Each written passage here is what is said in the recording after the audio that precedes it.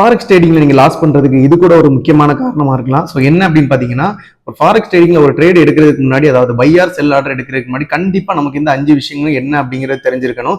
So இந்த 5 விஷயமும் என்ன அப்படிங்கிறது உங்களுக்கு தெரியல அப்படின்னா, கண்டிப்பா நீங்க கமாண்ட்ல போயிட்டு இது என்னன்னு எனக்கு தெரியல அப்படின்னு உண்மையாவே உங்களுக்கு தெரியலன்னா, தயங்காம ஒரு கமாண்ட போட்டு விடுங்க.